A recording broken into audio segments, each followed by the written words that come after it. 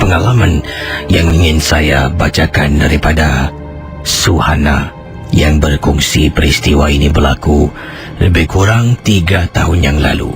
Katanya Suhana waktu itu beliau sedang memandu pulang dari tempat tugas ke rumahnya. Oleh kerana di tempat tugas ada banyak kerja yang harus dihabiskan sebelum beliau bercuti panjang bersama dengan keluarganya. Beliau terpaksa, kata Suhana, menghabiskan lebih kurang dalam 3 jam di tempat tugas selepas waktu bertugas. Saya habis kerja KC pukul 6 petang. Officially pukul 6 petang. Jadi 3 jam lebih.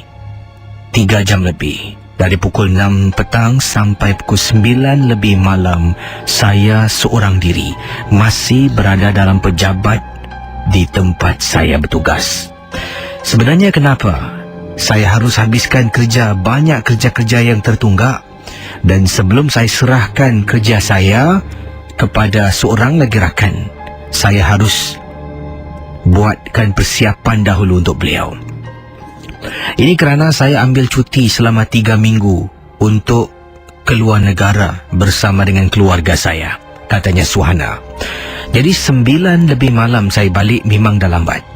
Kawasan tempat saya bertugas ni lazimnya kalau orang yang stay back lah, mungkin paling-paling pun 7 suku, 7.5 ada yang akan duduk. Tapi tak pernah saya nampak pejabat tu penuh orang sampai 9 lebih malam. Saya seorang saja kisi dalam pejabat. Dan bila kita nak balik lebih lambat daripada waktu biasa, kita harus menelefon, katanya di sini security, memberitahu yang bertugas yang kita akan balik lambat. Kalau tidak, nanti mereka akan kunci pintu di bawah. Pintu di bawah ni akan dikunci atas sebab-sebab keselamatan. Rakan MG12, katanya saya terlupa sebenarnya nak beritahu security yang saya balik lewat. Sebabnya dah terlampau kusyuk sangat habiskan kerja saya. Sekitar 9.40 malam saya keluar dari pejabat. Saya pun kunci pintu pejabat saya, berlalu turun ke bawah menggunakan lift. Bila sampai bawah, kena jalan koridor sepanjang-panjang koridor, melepasi 2 pejabat di sebelah kiri dan sebelah kanan. Bila sampai depan, saya pun ulur tangan nak tarik pintu. Tiba-tiba, alamak, kunci pula pintu ni. Rakan pendengar Ria 897. Jadi saya kena telefon security punya bilik, memberitahu yang saya nak keluar. Jadi sebenarnya katanya Suhana, saya tidak ada nombor security dalam handphone saya. Saya terpaksa naik atas balik isi, masuk pejabat, gunakan telefon pejabat untuk menelefon bilik security sebab ada shortcut number. Di situ merupakan nombor emergency. Apa-apa tekan butang tu akan menghubungkan kami kepada bilik security. Jadi saya naik atas, keluar dari lift. Alangkah terperanjatnya apabila saya ternampak di pejabat saya berdiri seseorang. Betul kisi, dari jauh walaupun koridor tu agak gelap, malap, lampunya memang tidak terang, nampak pejabat saya yang paling hujung dan cermin pintunya tu menghadap koridor yang sepanjang-panjang tidak. Bila sedang nak berjalan tu keluar dari lift, ternampak depan pintu seperti ada seseorang sedang berdiri. Sekarang ni saya dah nak turun, dah tak boleh keluar, katanya Suhana, sebab dikunci dan saya lupa nak bilang security. Saya nak balik office pula, ternampak sesuatu dalam pejabat kisi. Jadi macam mana sekarang? Apa saya perlu buat ni? Saya tiada pilihan. Saya keluarkan telefon bimbit, telefon kawan saya, tanya ada tak nombor pejabat. Saya masih di lantai 4 pejabat saya kisi. Jadi saya keluarkan handphone. Saya masih merenung benda tu, masih lagi berdiri tidak bergerak. Rakan mendengar Ria 897. Sambil saya tekan butang lift, saya telefon kawan saya. Alhamdulillah, katanya kawan saya jawab panggilan. Dalam hati, minta-minta lah kau ada nombor, minta-minta lah kau ada nombor. Saya pun bertanya, katanya Suhana. Saya bertanya kawan saya Siti. Siti, ni akulah Su ada apa Su? Kau ada nombor security tak? Nombor security Nanti aku cek. Asal? Tak adalah, aku dekat bawah ni sekarang, kunci. Kawan saya baru menegur, kau tak bilang ke security kau balik lambat? Aku lupa, aku buat kerja banyak sangat. Okey, tak apa. Dia pun cuba cari isi. Sedang kawan saya cari nombor telefon security, pendengar Ria 897. Jadi bayangkan ini apa yang Suhana ceritakan ni saya dah dapat, saya menderas awal tadi. Sekarang ini situasinya Suhana sedang berdiri sambil tunggu lift. Bila lift sampai, dia tekan pintu lift untuk buka, dan sambil tu pintu lift tu terbuka, dia belum masuk-masuk lagi. Belakang dia membelakangi koridor yang panjang. Hujung adalah pejabat yang katakan Suhana dia bertugas. Dia masih berbual dengan kawan, belum masuk lift. Sedang berbual, kawan dia kata tunggu sekejap. Dia pun tunggu sekejap lah. Baru nak melangkahkan kaki, di belakang kata Suhana, Kisi, saya memang tak bohong, di belakang saya dengar suara garau. Jaraknya kalau boleh saya katakan mungkin dalam 3 hingga 5 meter jauh di belakang saya.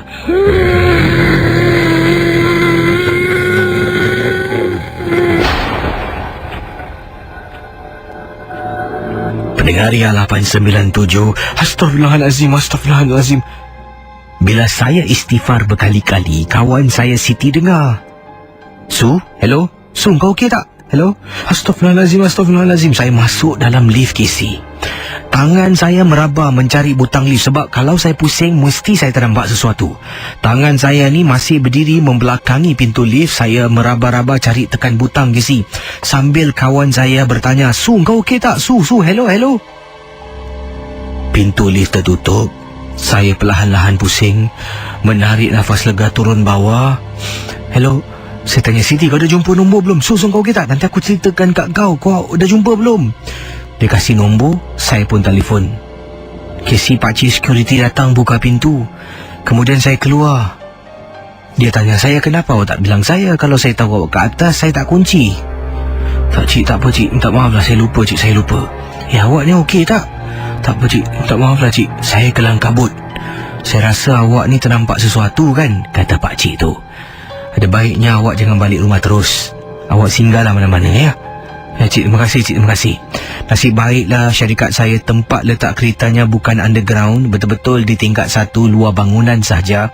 Saya menghala ke tempat letak kereta, sambil itu saya memandu. Kisi, bila memandu masih terngiang-ngiang suara tu di belakang tempat duduk saya Kisi. Bila saya beritahu kawan saya Siti, dia terperanjat tentang apa yang saya kongsi bersama. Itulah kisah di salah sebuah bangunan yang bernama, tak perlu saya sebutkan, ya, di kawasan mana? Yang ini di kawasan Bendemeer. Pendengar Ria 897, terima kasih pada Suhana yang berkongsi pengalaman anda kepada kami di sini dalam rancangan Misteri Jam 12. Apa jua yang anda dengar dalam rancangan ini, anggap sebagai satu hiburan. Jangan terlampau taksub, jangan kita percaya. Ingat, MJ12 seperti anda menonton filem seram dan tidak lebih dari itu. Rakan pendengar Misteri Jam 12, kisah dari Suhana telah pun saya bacakan awal tadi. Kalau anda dalam situasi Su sedang berbual, minta tolong kawan, tiba-tiba di belakang dengar, Saya nak tanya ni, apakah reaksi anda? Su istighfar masuk dalam lift. Dia masih membelakangi pintu lift tu, tangannya masih meraba-raba cari butang nak tutup pintu lift tersebut. Baik, saya akan teruskan dengan kisah yang dikirimkan oleh pendengar kita yang berkongsi pengalaman yang tak dapat dilupakan dalam rancangan Misteri Jam 12. Berikut ini pengalaman yang diceritakan oleh pendengar kita yang berkongsi peristiwa yang beliau tak dapat lupakan. Dan ini berlaku diketengahkan. Ini berlaku sebenarnya di tempat beliau bertugas, dan ini merupakan salah sebuah rumah tumpangan lah, rumah tumpangan nursing home untuk warga emas. Jadi pengalaman beliau bertugas sebagai seorang jururawat di rumah tumpangan tersebut, salah sebuah nursing home di Singapura. Apa yang berlaku ni, di rumah tumpangan tersebut ada seorang makcik ni Kisi. Dia dipercayai, bukan saya, malah ada beberapa yang lain juga, termasuklah beberapa penghuni yang lain yang mengatakan makcik tu sebenarnya dah lama meninggal dunia. Yang membuat dia hidup adalah saka yang ditinggalkan dalam badan makcik tersebut. Sebabnya dikatakan makcik ni memang Kisi, kalau anda dekat dengan makcik ni, kata rakan kita ni, Dia mempunyai satu bau badan yang cukup busuk, kalau boleh saya kaitkan dengan seperti bau bangkai orang yang dah mati. Busuk. Satu bilik semua busuk. Sampaikan ada penghuni-penghuni dalam rumah nursing yang sama ni tak boleh tahan, dan kita terpaksa alihkan makcik ni ke katil dan bilik, satu bilik. Sebenarnya bilik itu digunakan sebagai bilik kecemasan, tapi oleh kerana makcik ni memang dah tak terkawal bau busuknya, dihantar makcik ni dalam satu bilik ni. Bilik ni ada 4 katil, tapi dia seorang saja yang baring. Ini mungkin bilik kuarantin lah, kalau mungkin adalah salah beberapa penghuni yang mempunyai penyakit flu virus dan sebagainya, akan dialihkan dalam bilik ni lah yang ada 4 katil. Jadi makcik ni seorang, dan dikatakan di sini makcik yang disebutkan ini bedridden. Maksudnya dia ni perlu bantuan, nak makan kena suap, nak cuci pakaian, nak salin pakaian kena bantu dan sebagainya. Jadi dia terbaring. Dan ramai dengarlah, ada beberapa makcik-makcik yang lain mengatakan, ni kau tahu tak, saya gunakan nama samaran sebab dia gunakan nama kat sini. Saya tak pasti ini nama samaran atau tidak, saya tukar namanya. Kau tahu tak, Kak Inun tu dah meninggal. Yang hidup dekat katil baring tu bukan Kak Inun, tu dia punya saka. Jadi kata makcik tu pada saya pun mengatakan, dahlah cik, jangan cakap macam tu, tak baik. Biarlah dia sakit. Mana boleh orang dah meninggal masih hidup lagi. Yelah, dalam badan dia saka, kata makcik ni. Sebab tu dia bau busuk, bau bangkai. Lama-lama bau dia tak boleh tahan. Aku tak boleh tahan. Jadi dah dialihkan. Dan dipendekkan cerita, akhirnya mungkin ajal maut di tangan Tuhan. Akhirnya makcik tu telah pun mengembuskan nafas terakhir dan kembali ke rahmatullah. Jadi rakan pendengar Misteri Jam 12, katil makcik tersebut ni masih kosong sebab belum ada penghuni baru yang masuk. Jadi katil makcik ni yang dikatakan dikongsi dengan beberapa penghuni yang lain ni, dalam satu bilik tu lebih kurang ada 12 katil, ada yang ada 14 katil. Jadi katil makcik dalam bilik A ni masih kosong. Jadi salah seorang daripada pesakit ni, saya masih ingat lagi kata beliau, waktu itu saya berada dalam pejabat, sedang tulis report, sedang tulis report, dan juga sedang nak mengagikanlah ubat-ubatan yang harus diberikan kepada pesakit-pesakit pada awal pagi bila mereka sarapan nanti. Jadi sedang saya tulis ni report ni, makcik yang pernah beritahu saya yang makcik tu ada saka datang. Dia ketuk pintu ofis isi. Saya apa makcik ni nak? Ya cik, ada apa cik? Aku tak boleh tidur lah dalam bilik tu, bau busuk lah, kata dia. Bau busuk? Bau apa cik? Jadi tak apa, nanti saya periksa. Saya ingatkan Casey, mungkin adalah salah seorang penghuni tu mungkin terbuang air ataupun lepaskan hajat besar dalam bilik tu. Sebab biasalah kan rumah warga emas ni. Jadi saya periksa, saya masuk dalam, memang Casey bau busuk sangat. Datang mana ni? Tengok periksa satu persatu tau Casey. Saya periksa tengok, semua tidak. Ada yang saya kejut, tanya, saya dekat dengan mereka, saya cuba bau, tak bau. Tapi bila saya dekat dengan katil yang kosong ni, bekas milik si arwah, di situlah datangnya bau busuk. Katil ni lah, tak apa, saya arahkan pembantu nursing tu, adalah seorang pembantu rumah, untuk salin, tukar cadar. Padahal dia dah tukar, dia kata dengan saya. Tapi kata tak faham, awak tukar je cadar ni, boleh? Tak boleh tahan ni bau busuk ni. Jadi dia datang, dia tukar Casey. Dia tukar cadar tu, dia letak yang baru. Cadar yang diangkat tu, dia letak dalam tempat pembasuh. Beberapa minit kemudian, makcik sama datang, bau busuk lagi. Dalam bilik yang sama, bau busuk. Dan dipendekkan cerita lah, sebenarnya kisahnya panjang Dipendekkan cerita, akhirnya pihak nursing home ni telah pun berbincang dengan beberapa pegawai dan staf Melayu Islam. Kami memanggil seorang ustaz untuk datang dan lihat keadaan dalam nursing home tersebut, khususnya katil si arwah makcik Inun ni. Jadi ustaz tu pun datang. Dia kata mungkin adalah sesuatu yang tak kena. Dia mula membacalah beberapa surah, dan selepas tu direnjis kawasan katil tu, termasuk katil tu, dengan air bacaan tersebut. Casey, malamnya bila semua sedang tidur, katil tu bergerak, sengit sedikit. Beberapa penghuni dalam bilik yang sama yang belum tidur, kata beliau, terbangun apabila terdengar katil tu bergerak sendiri.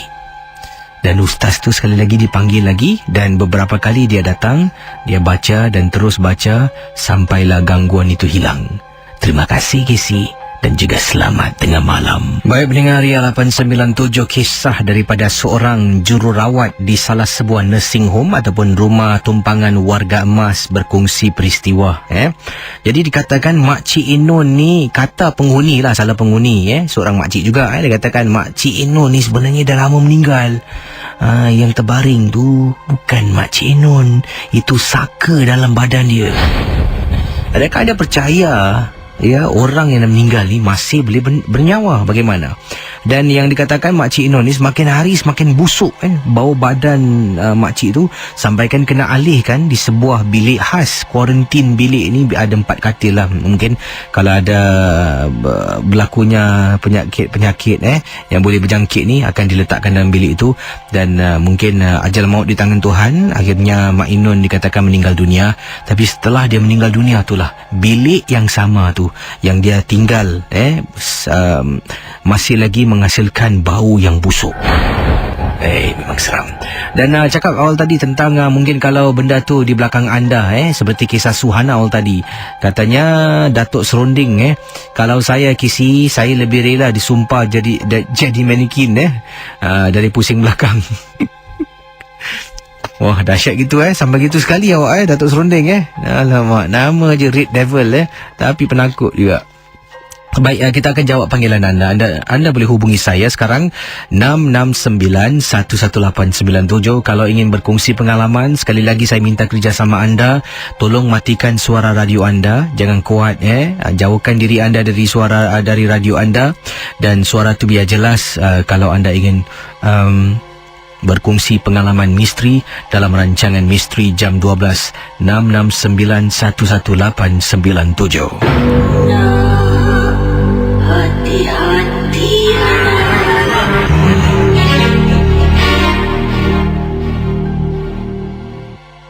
Bersama dengan saya pada tengah malam ini kita ada Kak Zaitun. Apa khabar Kak Zaitun? Khabar baik. Ini panggilan dari mana Kak Zaitun? Saya daripada Caiji. Kak Zaitun pernah berdepan dengan orang yang ada saka ke? Macam tadi tu ada. Adakah benar dikatakan oleh makcik tu makcik tu dah meninggal, dalam badan tu sakanya yang masih lagi dia tinggal dengan jasad lah si konon yang dah mati itulah, betul ke? Ya, memang betul ada. Seolah-olah macam bangkai bernyawa gitulah Iya saya. Jadi pengalaman begini. Silakan. Dia orang ni lelaki lah. Dia pakai susuk terlampau banyak kan. Jadi bila saya pergi melawat, saya cakap dengan mak mentua saya.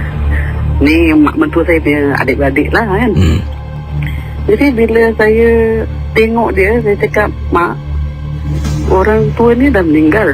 Mak saya cakap apa? "Oh, meratik lah," kata dia. Habis saya cakap, "Betul mak, ubat ni dah tak ada." Jadi bila mak mentua saya cakap betul ke? Betul. Jadi saya cakap dengan dia, suruh buanglah apa benda yang kat dalam badan dia tu. Suruh dia buang. Bila dia dah buang, orang tua ni meninggal lah. Jadi bila dia dah meninggal, 3 hari dia jadi pocong. Dia datang wujud kat depan saya. Saya perancat. Jadi bila saya dah terampak gitu, saya terus bilang mak mentua saya, "Mak, ubat jadi macam gini. Mak saya cakap apa? Kau biar betul. Betul, saya nampak, dia cakap. Jadi saya pun tak tahu benda tu betul atau tak betul. Tu terserah lah. Pasal apa kita sendiri mengalaminya kan. Dah 5-6 tahun lepas tu. Jadi orang yang bersaka tu mengganggu anda balik Ya, saya. Pasal saya yang bilang, jadi dia mengganggu saya lah. Anda mendedahkan sesuatu lah. Terima kasih Kak Zaitun, selamat pagi Selamat pagi, terima kasih. Kembali, baik, sila hubungi saya segera 669-11897. Silakan 669-11897 berkongsi pengalaman anda bersama dengan saya. Hello, selamat pagi. Selamat pagi, Casey. Apa khabar? Khabar baik. Siapa bercakap ni? Nama saya Syah, Casey. Ya, panggilan dari mana Syah? Pangeran daripada Jurong East. Anda di rumah ke di tempat tugas ni? Di rumah ke Di rumah. Pengalaman Syah tentang apa ni Syah? Silakan. Pengalaman saya sewaktu saya menjarai kawan saya di sebuah rumah lah di estate di Jisun sana. Jadi rumah tu dah tak ada orang lah. Saya dengan kawan saya 2 orang aja.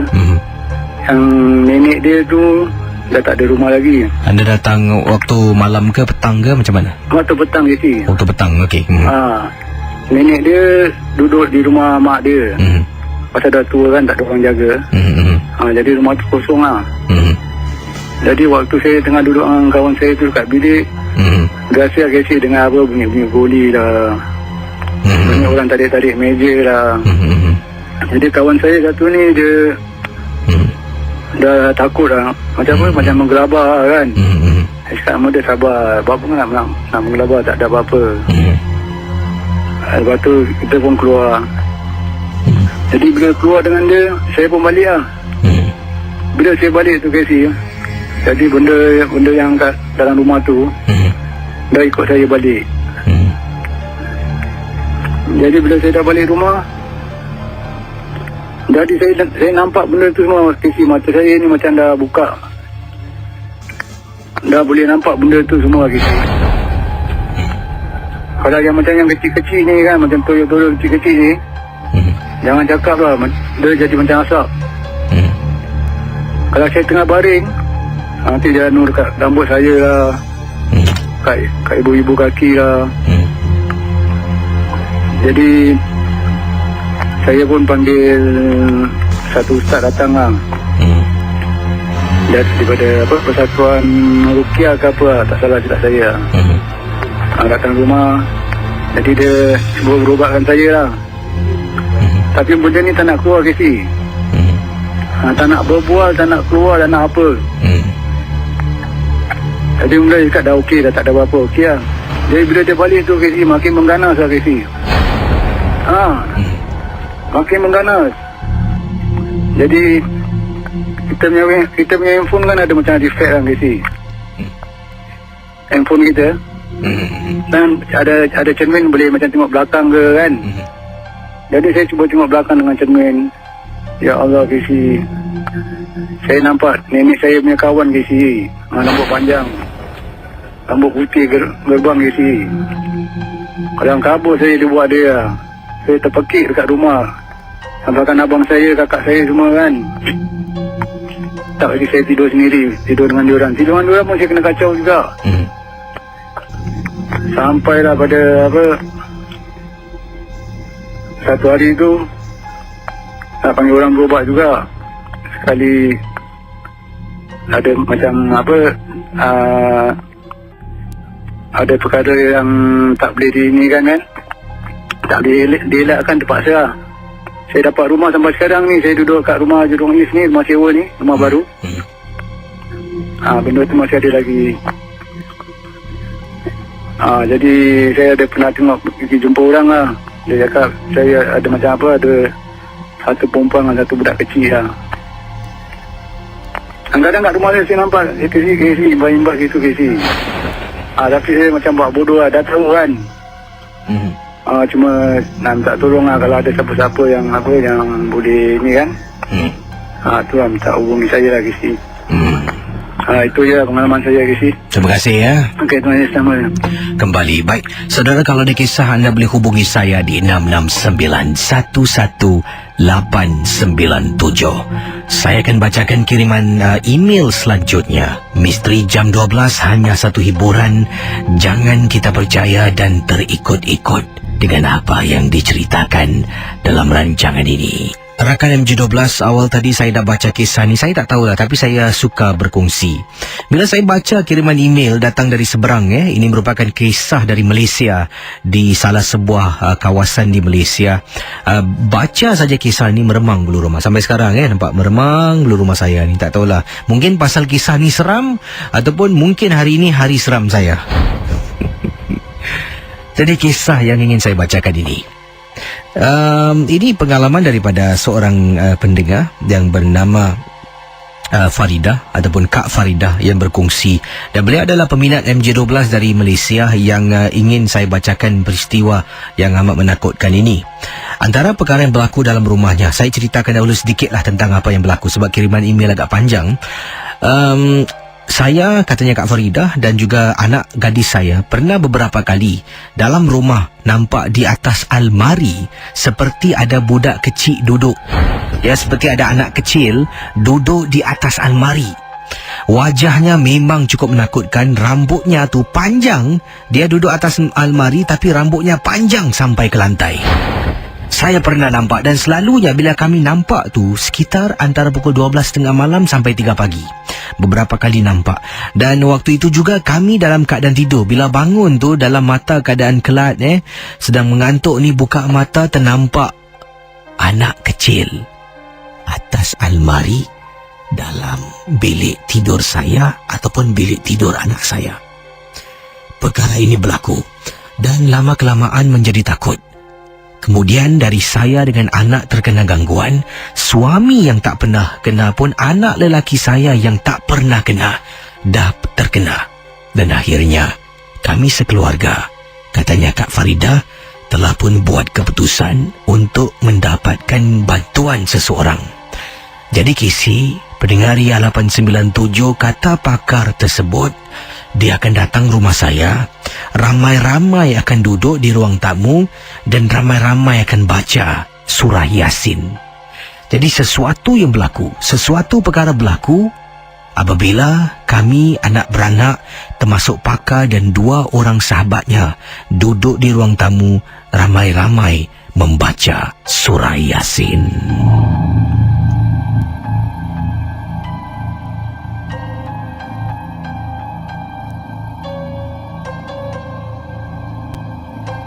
Sedang ramai membaca surah Yasin. Bukan sekali, Kisi. Waktu tu kalau tak silap kakak, dah kali kedua kami membaca surah Yasin. Tiba-tiba anak perempuan kakak pingsan. Ketika ramai-ramai sedang membaca, anak gadis kakak ni terus terbaring pingsan. Pakar tersebut, seorang pakar yang kakak panggil ni, berhenti, tapi dia suruh kami terus baca, jangan berhenti. Yang lain masih lagi membaca. Kakak tengok anak kakak, kakak takut juga ada sesuatu yang mungkin berlaku pada anak. Kakak pun terus membaca, suami dengan anak lelaki dengan 2 orang rakan si pakar ini. Pakar tersebut suruh kakak tarik anak kakak, dudukkan dia. Kemudian tangannya, telapak tangan diletakkan atas kepala dan dia terus ikut baca Yasin sama-sama. Kisah yang menghairankan kakak, anak kakak tidak pernah hafal Yasin. Bila kami baca ramai-ramai, kami harus rujuk kepada kitab Yasin ni. Tapi bila pakar tu letak tangan atas kepala, pakar tu baca, anak kakak boleh baca sama-sama dengan mata pejam, ikut pakar tersebut membaca. Pendengar Ria 897, lain masih lagi membaca. Kemudian dia ikut pakar tu baca. Pakar tu masih tangannya atas kepala anak gadis kakak. Siapa hantar kau? Apa urusan kau dalam rumah ni? Siapa hantar kau? Apa urusan kau dalam rumah ni? Dia baca, Kizi, tidak indahkan pakar tersebut yang tanya soalan ni. Kemudian pakar tersebut kakak nampak seolah-olah macam mencengkam kepala anak kakak. Lepas tu anak kakak menggeletar, menggigil, satu badan menggigil. Mata masih pejam lagi. Mata masih pejam, menggigil satu badan dalam keadaan duduk tu.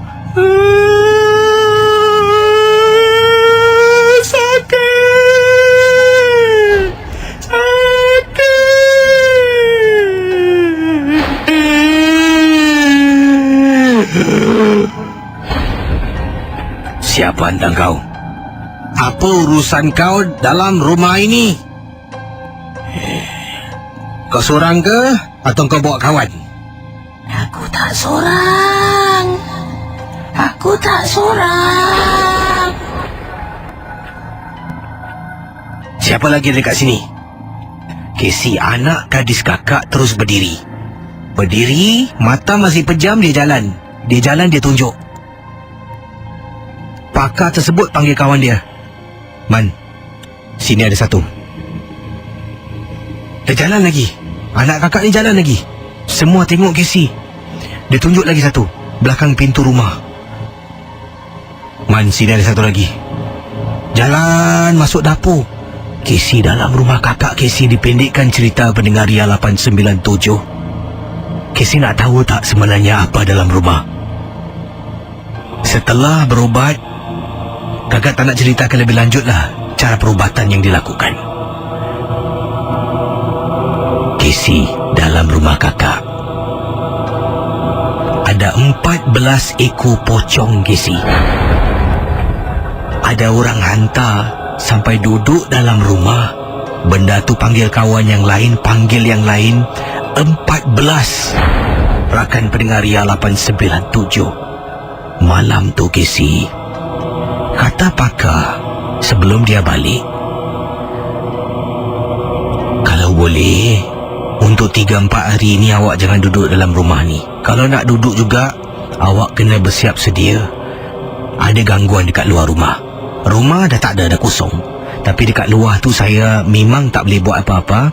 Saya boleh halau dia akan datang balik.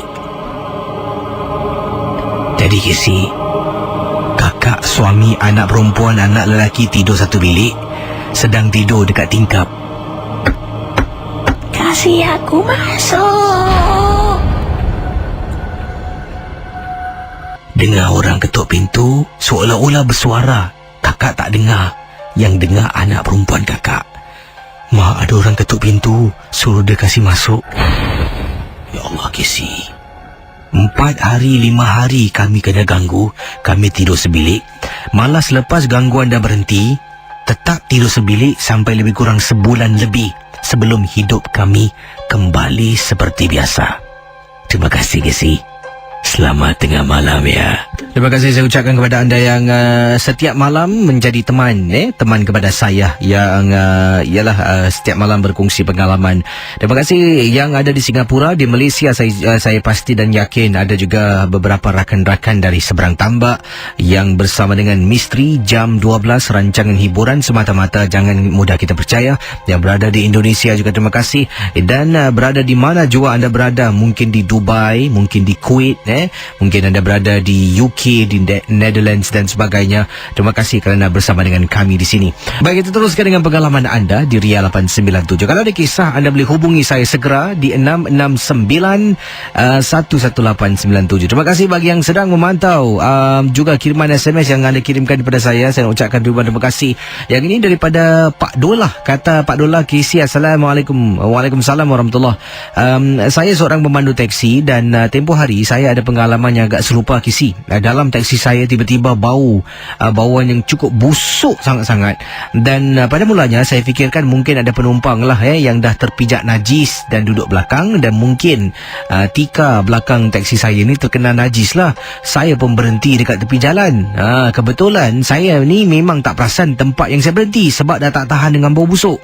Waktu itu saya sedang memandu, dan sambil memandu tu saya buka tingkap lah untuk hilangkan bau busuk. Saya pun berhenti dekat tepi. Saya buka pintu belakang, tengok mana bau datang ni, busuk sangat, Casey. Dah tak jumpa, Casey. Saya rasa macam tak puas hati tau. Saya tengok kasut saya, tak ada apa-apa. Saya duduk balik, katanya Pak Dolah. Kemudian baru saya nak bergerak ni, Casey, saya terperasan tempat duduk belakang seperti ada orang sedang duduk. Saya dengan segera, Casey, toleh belakang tempat duduk. Seperti yang saya jangkakan, memang tidak ada orang. Tapi saya nampak bila nak masuk tu, nak tarik tali pinggang keselamatan saya tu, baru nak pakai ni, seperti ada orang di tempat belakang. Saya mungkin dah tahu perasaan waktu itu memang takut, dan mungkin yang saya bau tu adalah sesuatu yang luar biasa. Saya pun nasib baiklah ada bawa bersama CD Surah Suci, masukkan dalam teksi saya putarkan sepanjang perjalanan saya, dan bau busuk tersebut tu makin lama makin berkurangan dan terus hilang. Itu dia Pak Dolah, pemandu teksi. Baik, kita terus dengan pemanggil kita selanjutnya, 669-11897. Kisah-kisah yang anda dengar merupakan misteri jam 12. Tidak ada sebarang bukti yang boleh mengesahkan kebenarannya. Bersama dengan saya, saudara, pada pagi ini, Aduka, apa khabar? Hello, Aduka? Hello. Yes, Aduka. Panggilan dari mana ni? Saya daripada Jurong West. Oh, orang Jurong West. Yeah. Jadi, pengalaman Aduka yang nak kongsi ni tentang apa ni? Silakan. Pasal orang kahwin lah. Silakan. Jadi, anda tukang pasang dekor ke macam mana? Tidak. Saya pergi majlis penjemputan. Okey. Jadi sekarang tengah musim hujan. Jadi waktu tu saya tengah makan lah. Tiba-tiba angin kuat. Pelamin dia roboh lah. Jadi bila pelamin dia roboh, dia kira dia punya makanan dia semua buffet. Jadi dia punya buffet punya tempat tutup semua terbang lah. Lauk semua tumpah. Jadi bila pengantin datang nak duduk, jadi dia punya pelamin tu dah macam kecoh lah tempat dia. Jadi dia tak ada tempat nak duduk. Yang saya heran tu, bila pengantin tu nak berarak, nak berangkat, angin tu makin lama makin kuat dan jadi kecoh lah tempat dia. Jadi saya tak faham apa pasal dia boleh jadi macam gitulah tiba-tiba. Angin dia betul-betul kuat dah habis. Semua barang makan semua sampai pengantin semua sampai sedih lah, nangis. Kecoh kira dia punya tempat tu.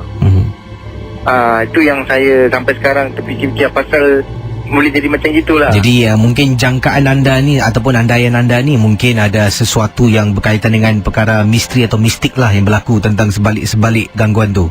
Betul. Jadi kita semua macam kecoh, nak makan pun dah tak selesa. Dan sebenarnya selepas tu bagaimana? Dapat kembali pulih macam biasa ataupun masih lagi ada terus? Kira pelamin pengantin tu kira duduk dekat atas lah. Maksudnya dia naik lah. Jadi pelamin yang kat bawah semua dia tak dapat duduk lah. Jadi kita yang kat bawah tu semua dah jadi macam kecoh, tak dapat makan. Kita terus kira naik atas lah. Siapa yang dapat naik kira termaiten lah naik. Cuma yang saya tak faham tu apa pasal boleh jadi macam gitu lah. Sampai teruk sekali teruk habis lah. Kira lauk semua tumpah, nasi semua terabur. Ini baru kecoh lah. Kira macam ribut lah. Kena macam puting beliung lah. Terima kasih Aduka ya. Ya, sama-sama. Kembali itu dia. Ini baru dikatakan kes sarkis ya untuk majlis persandingan itu. Adakah mungkin yang diceritakan oleh Aduka tu ya 100% kerana mungkin kurang nasib kurang baik lah angin kuat agaknya yang terlampau kuat sangat sampaikan mengganggu meranapkan majlis persandingan tersebut, ataupun ada alasan-alasan berunsurkan mistik. Mungkin seseorang ke melakukan sesuatu untuk memporak-perandakan majlis orang lain. Bagaimana saudara? Anda boleh hubungi saya 6691897 dalam rancangan Misteri Jam 12. Bersama dengan saya Adil, apa khabar? Baik. Ini panggilan dari mana Adil? Dari Clementi. Okey, ada pengalaman tentang apa Adil? Silakan. Ni pengalaman daripada mak saya. Ni daripada dululah, daripada arwah mak saya masih hidup lagi. Mak saya kira kan macam kena buat orang lah. Dia tak buat, macam kena buat orang tapi tidak lah. Dan dia tu macam dia tengah tidur, sekali ada benda datang kat badan dia gitu, daripada tingkap hingga ke badan dia. Dan tu benda lompat sampai dia terbangun. Terus dia macam terdesak lah, rasa macam ada orang tekan kat dalam badan dia. Terus dia tengok, dia tersadar, dia tengok muka macam muka bapak saya. Terus bapak saya dia pusing ke kiri, tengok bapak saya tengah baring. Terus dia kata, ni siapa? Baiklah, arwah mak saya ni kuat semangat. Dia pun kata Allahu Akbar. Terus tu benda lompat ke tingkap, hilang daripada pandangan. Ini bila berlaku ni pengalaman ini? Dah lama, dalam 2002. Kesi boleh cerita dua cerita tak? Silakan teruskan. Sekejap kesi saya panggil kakak saya. Okey. Hello. Ya, siapa bercakap ni? Ini. Dan ada pengalaman yang nak cerita tentang apa ni? Silakan. Ya, okey. Ini pun kisah tentang juga tentang ibu saya. Okey, waktu dia lepas pergi berubat, pasal kena nak kena buat orang tu. Lepas tu kata pakar tu dia cakap mak saya ni kena buat orang lah. Kira satu blok juga yang buat mak saya lah. Dia tinggal satu blok? Satu blok je. Lepas tu mak saya macam terkejut lah. Macam tak tahu kan kenapa, siapa kan. Lepas tu dia terus macam lah tak apa-apa lah. Macam anggap itu semua macam tak ada apa-apa lah. Anggap je lah penyakit tu daripada Allah kan. Lepas tu like berapa hari terus macam abang saya terperasan dekat tingkat 2 ada orang dia dekat luar rumah tengah baca-baca keris dia. Dengan apa, dia bulut dengan kain kuning. So abang saya macam tengok tu dia ni atas bilang mak saya lah. Mak saya cakap betul ke apa yang kau nampak? Abang saya cakap betul. Tak apa-apa lah, anggap je lah tak apa-apa lah. Berapa bulan gitu terus mak saya dapat sakit teruk sangat Kisi. Teruk sangat sampailah disahkan dia penyakit kanser. Itulah cerita. Jadi ibu dah pun kembali ke rahmatullah lah. Ya saya. Jadi sekarang anda tinggal bersama dengan siapa ni? Dengan bapa. Dengan bapa, dengan adik anda, dengan abang. Berapa ramai adik-beradik ni? Macam 5. 5 orang. Jadi tak apalah, yang penting jangan kita sangka buruk. Ajal maut di tangan Tuhan. Yang dah pergi tu kita doakanlah ya. Terima kasih Terima kasih sama. Kembali. Baik, apapun jua yang berlaku pada kematian seseorang itu, mungkin kita serahkan pada Yang Maha Esa sudahlah. Yang lain-lainnya kita hidup macam biasa dan sentiasa menganggap yang baik-baik sudah ya. Baik, pengalaman-pengalaman selanjutnya dalam rancangan MG12. Yang ini kiriman daripada pendengar kita yang kirimkan message kepada saya. Ini dari Facebook Facebook personal message, kata beliau, Atika Maludin. Assalamualaikum. Waalaikumsalam warahmatullahi. Katanya pengalaman Atika nak ketengahkan berkongsi dalam rancangan MG12 ini berlaku di salah sebuah pantai di Singapura. Waktu tu suami saya ni sedang memancing dekat tepi pantai. Jadi sekitar pukul 10 malam ni memancing lah. Kami tidak pergi ke Bedok Jetty seperti mana yang selalu kami lakukan. Kali ni suami decide nak pancing tepi pantai. Jadi kami dirikan kemah di sana. Saya dengan suami 2 orang saja, katanya Atika. Bila suami berada di hadapan sedang taruh umpan di jorannya, saya ni sedang berjalan kembali ke kemah nak ambil sesuatu. Apabila saya toleh, alangkah terperanjatnya di belakang suami ni seperti nampak ada perempuan diri dan badannya tu dah setengah masuk dalam laut. Rakan MG12, katanya Atika, bila saya terperasan, saya tersentak dan terkejut. Jadi saya pun tengok lama Kisi, saya tenung. Suami saya ni boleh pusing Kisi, dia campak umpan tu lah menggunakan jorannya ke dalam laut. Kemudian dia boleh pacakkan jorannya tanpa dia sedari depan dia ada sesuatu. Hairan kan, kalau tu manusia takkan suami saya tak nampak. Jadi saya perhatikan betul-betul. Jadi suami saya pun berlalu tinggalkan kawasan tepi pantai. Kemudian suami pun minta minuman. Bila saya sedang berbual dengan suami, dalam masa sekejap tu saya reply suami, berbual dengan suami. Saya tengok balik dekat tepi pantai tu, benda yang terapung setengah badan di dalam air, setengah badan di atas tu hilang dari pandangan. Nak tanya suami memang tak sesuai tempatnya. Saya simpanlah sampai saya balik. Suami saya pun kata waktu tu ada juga dia rasakan sesuatu meremang bulu roma. Tapi suami tidak fikirkan bukan-bukan, dia rasakan itu mungkin sejuk air laut. Terima kasih dan selamat malam. Ini dia kiriman daripada Atika. Baik, berikut ini ada kisah bukan berkaitan dengan kisah seram, tapi satu perkara misteri yang berlaku dan saya rasa seram juga. Pengalaman yang diceritakan oleh Abang Mat Nur Ali yang berkongsi kiriman SMS kepada saya. Jadi kisahnya begini, kata beliau pernah terjumpa dengan seorang pakcik lah, Pak Haji ini di kolong blok rumahnya apabila dia balik tempat tugas agak lewat malam. Jadi Pak Haji itu memberi salam pada saya, katanya Mat Nur Ali. Saya pun menjawab jawab salamnya. Kemudian dia mengulur tangan, dia salam saya. Dia tengok saya, dia kata InsyaAllah hidup dengan isteri, dengan anak-anak akan tenang. Kemudian saya tengok Pak Ji ni macam saya senyum, terima kasih. Saya tanya, Pak Cik ni tinggal mana? Katanya, Pak Cik tinggal atas, tinggal 4.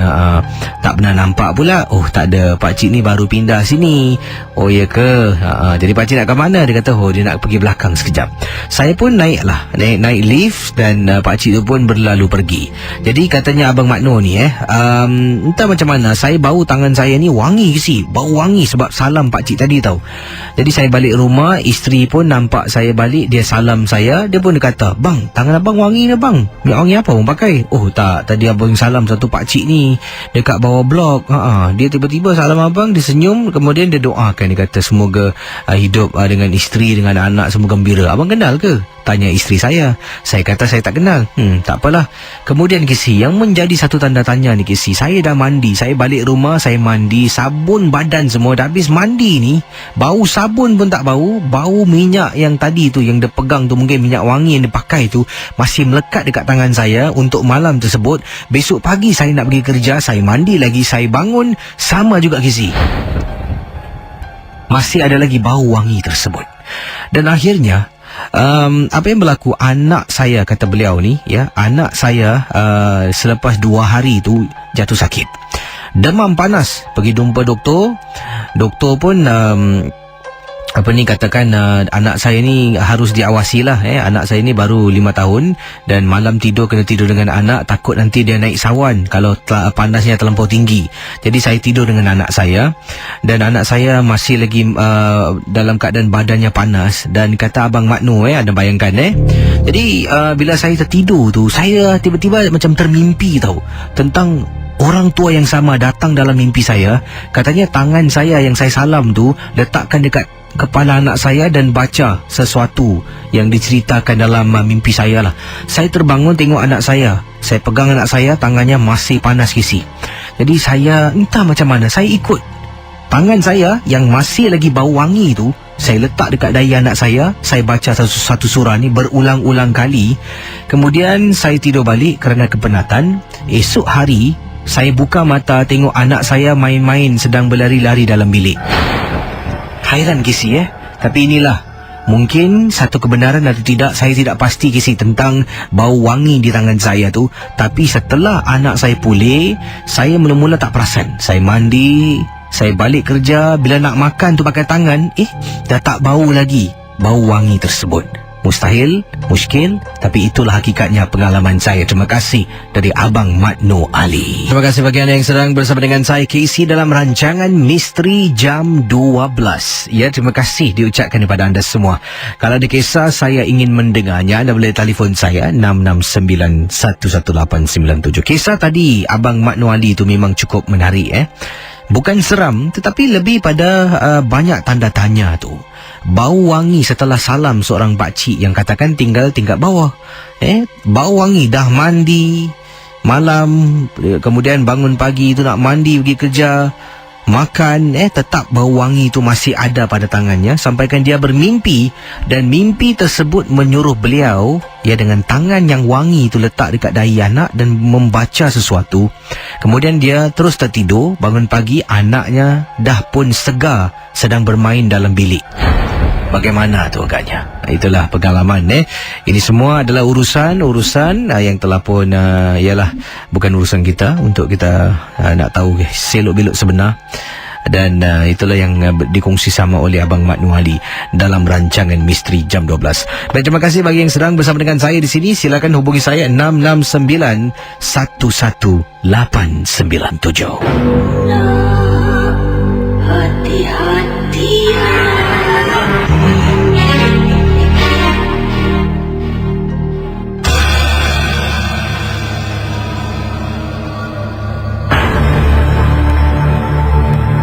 Kita jawab panggilan kita. Hello, selamat pagi. Hello. Hello. Baik, kita terus dengan pemanggil kita. Silakan 669-11897. Hello. Hello, selamat pagi. Hello. Hai, siapa tu? Hello. Hai, siapa tu? Syah kat sini ke sini. Syah, panggilan dari mana Syah? Dari Johor Bahru. Dari Johor Bahru Ini pengalaman Syah dari Johor Bahru tentang apa ni? Silakan. Ini misteri jugalah ke sini. Pasal benda ni berlaku dekat rumah saya. Saya tinggal dekat rumah flat dekat Johor Bahru. Okey, anda sedang memandu ke sekarang ni? Betul, saya guna handsfree. Okey, silakan. Okey. Rumah saya ada gangguan. Tak tahu apa, tapi masalah dia bila macam anak saya selalu masuk dalam bilik. Lepas tu berlari keluar cakap nampak hantu. Jadi berapa usia anak anda tu? 2 tahun. Okey. Jadi dia kadang-kadang masuk bilik, dia keluar kata dalam bilik tu nampak hantu lah. Dia berlari nangis ke. Okey. Silakan. Jadi kita orang ni pergilah berjumpa dengan macam ni lah, apa, ustaz. Jadi minta lah apa, tolong buangkanlah benda ni.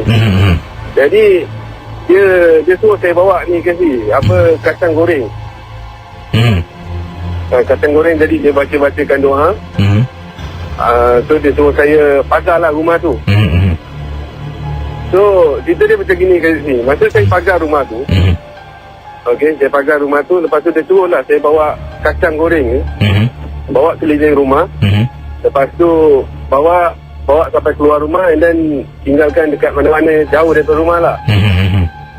Jadi disuruh anda tabur kacang tu satu persatu lah. Taburkan satu persatu lah. Jadi apa, bila saya dah selesai buat benda tu dalam rumah, so saya bawa kacang ni keluar rumah lah. Masa tu malam ke sini. And then belakang rumah saya ni macam ada semak. Jadi saya lalu kat belakang rumah saya untuk buang benda ni lah. Bila saya lalu belakang rumah saya kat sini, tengah-tengah malam ni boleh bunyi orang ketawa di sini. Dan daripada dalam hutan tu.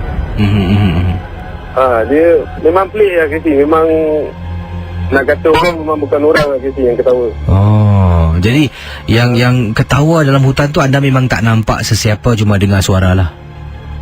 Dengar suara. Dan ketawa dia pun ke sini memang pelik ke sini. Memang menakutkan lah.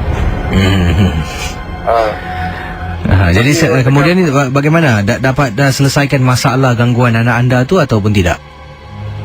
Alhamdulillah lah ke sini. Lepas saya buat benda tu, tak ada lagi lah orang cakap ada benda-benda macam apa, dia masuk bilik, dia sendiri, itu dah tak ada lah. Jadi terima kasih selamat memandu dan bersyukurlah ada dapat kembali keadaan dalam rumah tu macam biasa ya. Terima kasih. Okay. Terima kasih. Kembali baik.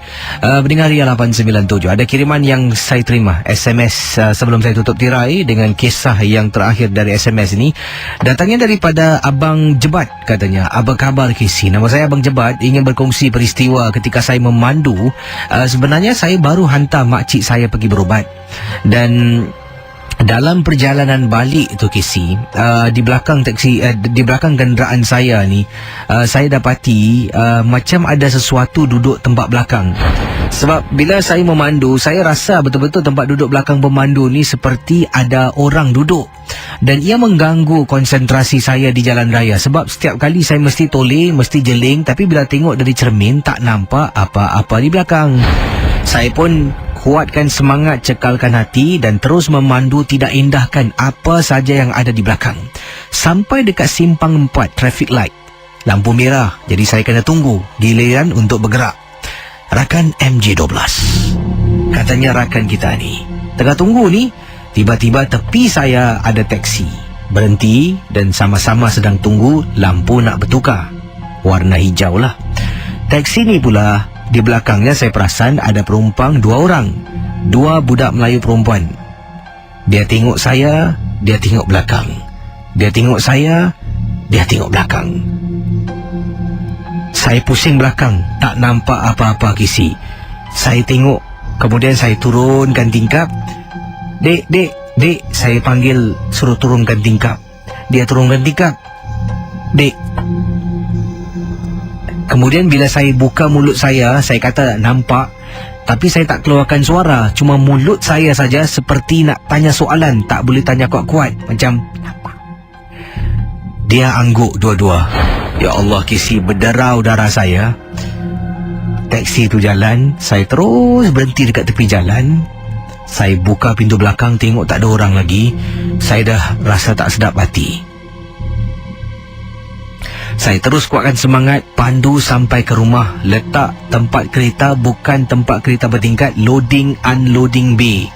Sebab Casey, saya takut bila naik dekat multi-story kapak kena naik tingkat 4. Baru ada kosong. Buat-buat dia jelma dekat sana, saya mati keras. Terima kasih. Selamat tengah malam, Casey.